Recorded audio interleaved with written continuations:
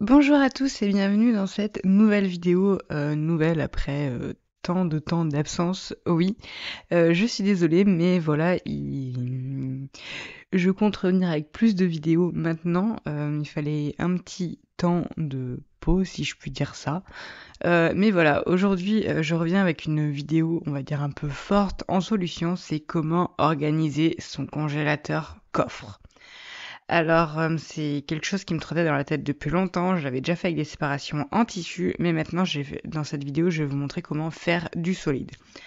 Les mesures, je vais pas vous les dire parce que ça va varier en fonction de votre congélateur coffre. Faudra faire en fonction de vos séparations, enfin ce que vous voulez faire et vos mesures. Mais voilà, c'est parti. Donc j'ai commencé par vider mon congélateur parce que comme vous pouvez voir, il fallait le dégivrer parce que le pauvre était dans un état pas possible. Donc je l'ai débranché, j'ai vidé, j'ai fait un tri aussi parce qu'il y avait des choses un peu oubliées au fond du congélateur. C'est ce qui arrive quand le congélateur est en bazar et clairement c'était le bazar. J'avais essayé de faire des séparations en tissu mais ça s'est assez vite cassé. Puis après j'avais fait la technique classique des sacs cabas et c'est pas pratique, c'est vite bordélique clairement. Donc j'ai dégivré mon congélateur. Alors j'avais commencé, vu comme vous pouvez voir, il y avait énormément de glace. Ça faisait très longtemps qu'il fallait que je fasse. Donc j'ai commencé à racler la glace avec une équerre. Alors la technique a vraiment en mode mormolle-nœud quoi, clairement. Mais j'avais que ça sous la main. Puis je me suis dit que j'allais commencer à gratter un peu pour enlever le plus gros et retirer au moins ce carton qui me servait un petit peu de bac au fond du congélateur. Puis bah, tout simplement j'y suis allée avec une pelle, donc la pelle de la balayette quoi, pour enlever la glace au fond du congélateur parce que en fait on avait peur que ce soit vite une mare d'eau au fond, sachant qu'il y a un bouchon de vidange à ce congélateur. Mais au final, j'ai réussi à trouver une technique pour qu'il n'y ait pas plein d'eau partout.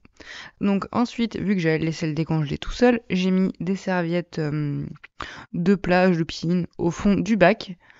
Et petit à petit, quand les heures passaient, j'ai réussi à décrocher des plaques de glace carrément qui se décrochaient de la paroi. Et du coup, c'était assez simple à décongeler, donc c'était plutôt pas mal ça.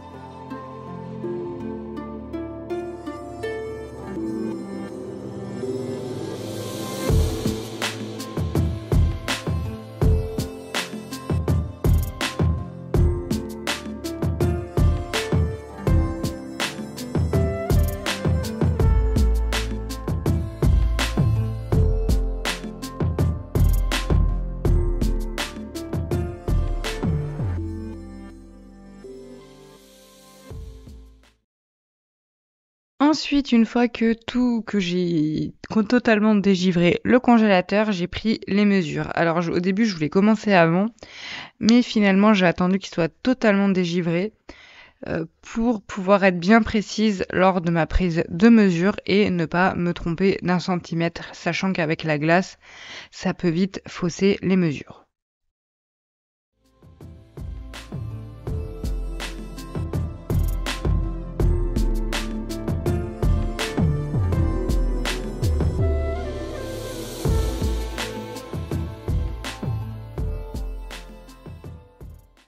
Une fois mes mesures prises, j'ai réalisé un petit croquis avec les mesures exactes de chaque planche et de chaque morceau, sachant que pour faire tenir les planches, je vais devoir utiliser une technique de croisillon. Je sais pas trop comment ça s'appelle, alors je dis ça comme ça, mais vous verrez à la fin.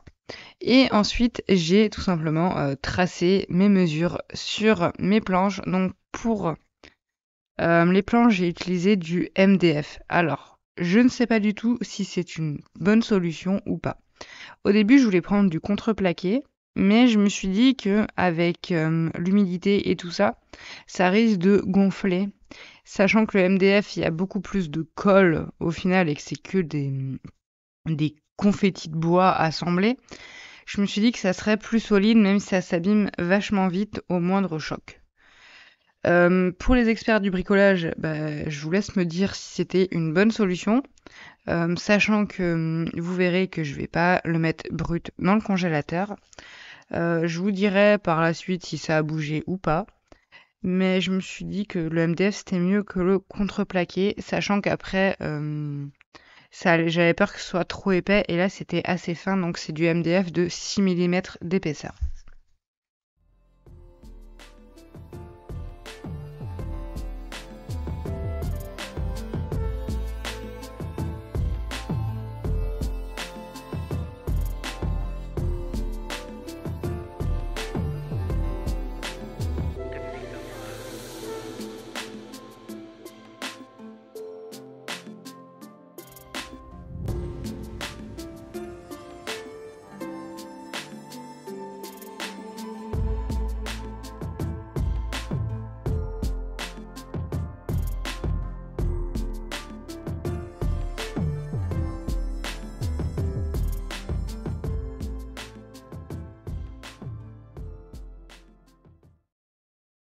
Donc une fois mes tracés faits, mes mesures revérifiées, direction la cave où je vais m'armer de la scie sauteuse et découper les planches. Bon, ça s'est assez bien découpé, ça s'est pas découpé très franchement joliment, mais je m'en suis pas trop mal sortie, sachant que c'était la deuxième fois que j'utilisais une scie sauteuse, hein, clairement. Mais ça va, c'était assez facile à couper. Oui, bon, par contre, ne faites pas trop attention au bazar, c'est la cave et c'est clairement un endroit où il y a beaucoup de choses entassées et qu'il faudrait faire un gros tri. Donc voilà, mais je pense que chez tout le monde pareil, hein.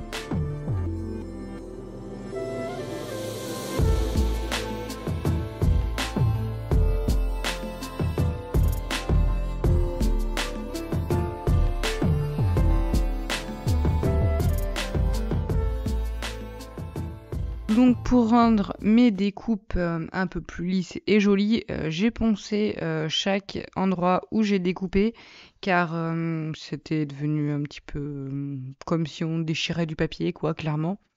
Je sais pas trop comment expliquer ça.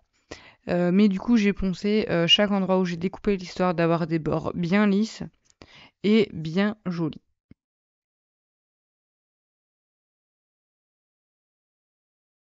Puis je vais m'armer de la perceuse. Donc comme vous pouvez voir là, je suis plus dans ma cave parce que j'avais dû déplacer tout le bazar pour laisser passer des messieurs qui venaient travailler. Et parce qu'on nous installait une VMC dans la cave, bref. Et du coup là, j'ai utilisé un embout cloche. Alors c'est pas vraiment une cloche, c'est ce qui remplace. Enfin, c'est moins solide qu'une cloche, mais ça fait le même système. Je sais pas trop comment ça s'appelle. Mais bref, c'est une cloche. Moi, j'appelle ça une cloche, hein, clairement. Pour faire des gros trous afin de laisser circuler le froid dans le congélateur. Car avec les séparations et les planches, le froid ne risque de pas bien circuler. Donc, du coup, j'ai fait des trous partout dans les planches, l'histoire que le froid puisse bien circuler et que tout peut être uniformément réparti, si on peut dire ça comme ça.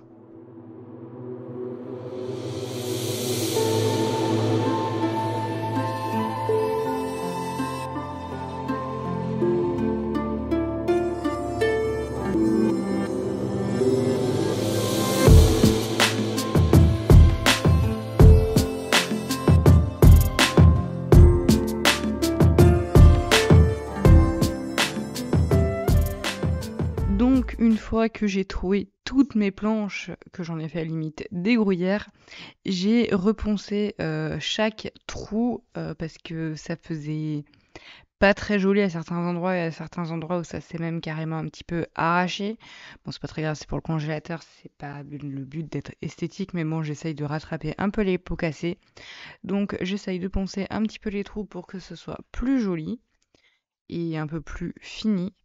Puis je vais peindre en blanc. Donc je vais faire 2 couches de blanc. Je vous épargne le filmage. Ça se dit pas trop comme ça, mais bon. Je vous épargne moi en train de faire la deuxième couche et la couche de vernis. Je vous le dis directement. Donc j'ai peint 2 couches en blanc, l'histoire d'avoir un rendu un peu plus propre dans le congélateur, sachant que le MDF il a beaucoup absorbé. J'aurais pu même limite en passer une troisième. Mais comme vous pouvez voir, je n'ai pas de petit rouleau et je suis en pinceau, donc c'est pas la meilleure technique pour peindre des planches comme ça, à part pour les trous. Le pinceau c'est bien, mais sinon le rouleau c'est mieux. Donc j'ai fait 2 couches de blanc. Par contre c'est de la peinture blanche spéciale extérieure que j'ai retrouvée dans ma cave. Bon, je sais pas si elle est encore très bonne, mais elle est spéciale extérieure, donc du coup, je pense qu'elle offre une meilleure résistance, hein, clairement. Puis, j'ai passé une couche de vernis spécial extérieur aussi, l'histoire d'être sûr que ça bouge pas trop parce que, après la température dans le congélateur va être stable, mais quand même on est sur des températures, de froid, on va dire extrêmes quand même. Donc j'ai préféré prendre, quelque chose qui protégeait bien les planches, l'histoire que ça soit solide dans le temps.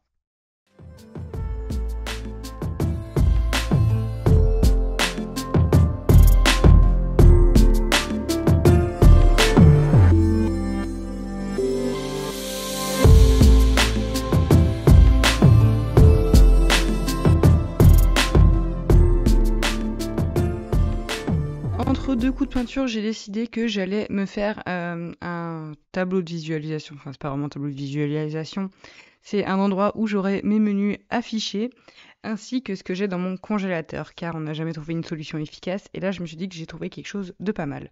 Donc j'ai sorti ma Cricut et je me suis, découpé quelques mots au vinyle noir, donc notamment, congélateur, menu, les jours de la semaine et cetera.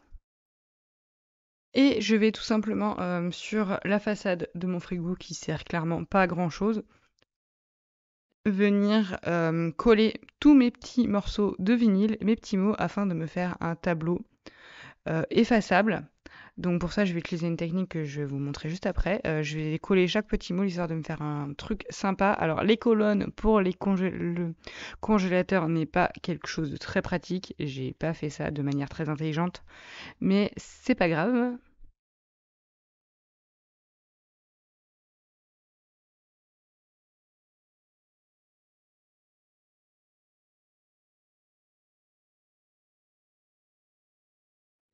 Donc une fois que j'ai tout collé, ça m'a pris littéralement, presque 1 heure.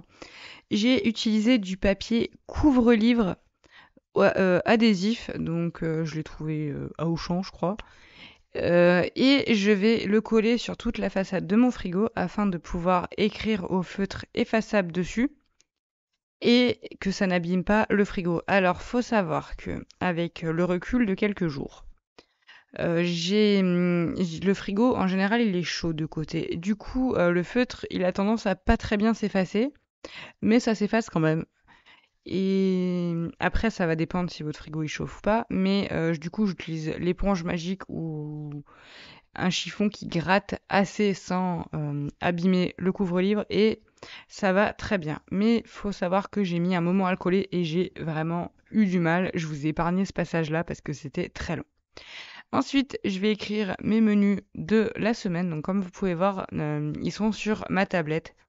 Et c'est pas pratique de toujours devoir sortir son téléphone, sa tablette pour accéder aux menus, sachant que j'essaye de les éloigner de moi parce que j'ai tendance à traîner dessus après, ce qui n'est pas très bien. Et c'est plus pratique que ce soit affiché directement sur le frigo. Ça évite de devoir chercher à droite à gauche et de devoir trop réfléchir.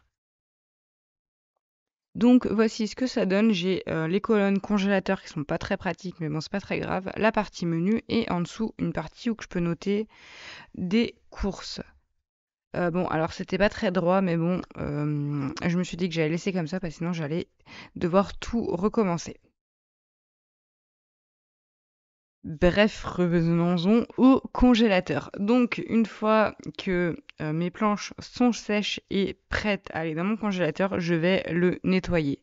Alors, j'ai attendu ce moment-là pour le nettoyer parce que j'ai laissé ouvert tout le long que j'ai fait les planches, l'histoire que ça ne pue pas à l'intérieur ou que ça ne se renferme pas, etc. quoi. Mais donc j'ai nettoyé tout bien, j'ai utilisé l'aspirateur pour sortir les saletés qui restaient dedans et j'ai tout bien nettoyé. Puis vient l'installation tant attendue de mes séparations. Donc comme vous pouvez voir, j'ai utilisé le système de croisillon pour faire mes séparations et que ça tienne sans que je dois m'amuser à mettre des vis et tout ça. Donc voici ce que ça donne. J'ai la place pour mettre mes paniers. Ce qui est cool parce que je les avais plus vu que ça passait plus trop avec la glace. Je suis contente de les avoir récupérés. Et donc je remplis mon congélateur avec ce qui me restait parce que j'ai un peu notre petit congélateur sous le frigo, j'avais tout mis là-dedans et c'était plein de chez plein et là ça paraît tout vide donc c'est génial, je vais pouvoir refaire plein de choses pour le remplir.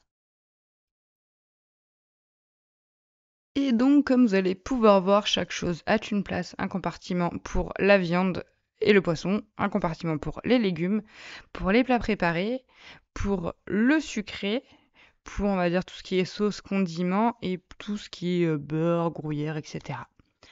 Voilà, en tout cas, j'espère que cette vidéo vous aura plu. Si c'est le cas, n'hésitez pas à me le dire dans les commentaires. Si ça vous a donné des idées pour organiser votre congélateur, je suis preneuse pour savoir ce que vous en avez pensé. Et si ça vous a plu, n'hésitez pas à liker la vidéo, à vous abonner. Et moi, je vous retrouve dans une prochaine vidéo. Bye bye!